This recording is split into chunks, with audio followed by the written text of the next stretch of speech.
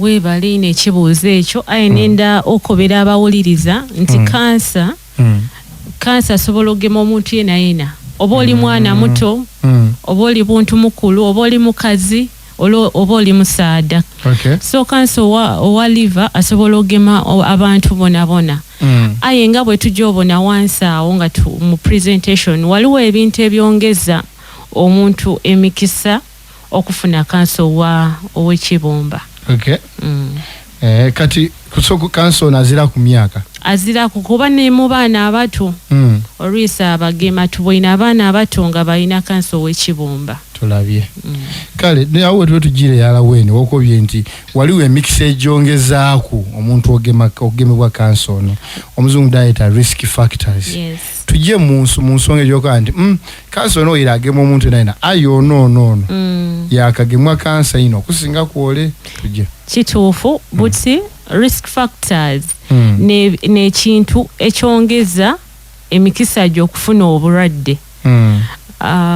Risk factors esokera irala infections obulwaire obugema ku kibumba. Waliwo obulwaire obuli very common webeta hepatitis kidi kukisogawaza aye kyendida abatuwuliriza bawulira ku hepatitis.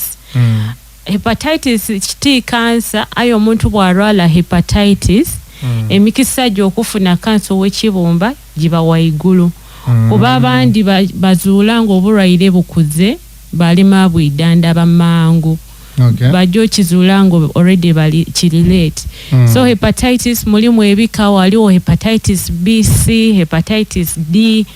So bwofuna hepatitis emikisa gy'okufuna kansa ow'ekibumba diba waigulu. Waliwo n'obuwuka obugema worms, intestinal worms. Ebiwuka ebitugema aye nga bino ebiwuka bijja muki mu liver. Ebiwuka ebyo babyeta kale ka kisogawaze aye ebiwuka okusinga tufuna ife abalima mu bibali abalima nnyo mu mazzi mu ntobazi. Ebyo ebiwuka bitwingira omubiri byajja pakawa ku kibumba. Then abandi titwidi engeri y'okukuuma emmere gye tulya okusinga nga muwogo bidandaali. So ne tugistowaringa bubi yafuna toxins gye tweta alpha toxins. Woli kulya ngolooza oli kulya mmere aye nga mulimu obutwa. Kyova tukubiriza abantu bakuumenga bulungi emmere storage y'emmere ebenga nnungi. Then ekindi okunywa omwenge excessive consumption of alcohol. Too much of anything kiba kibi. So okunywa omwenge it is even worse n'abo abanywa waragi. Waliwo abantu abanywa crude waragi. Muno obwenge obulyose buli obwo bwalayisa obwebikadde obwo nkaidi bankawulira mbuka kuva ino. Okunywa omwenge okusingira irala waragi then bia bw'omunwa omungi excessive consumption enayongeza emikisa gy'okufuna kansa ow'ekibumba. Then tulina abannaife abali obese nga banene ino obesity. You overload ekibumba kyo. Then obunene tibukali bwakuyagalira muko abantu bakiyagalira mu omunene mu banene.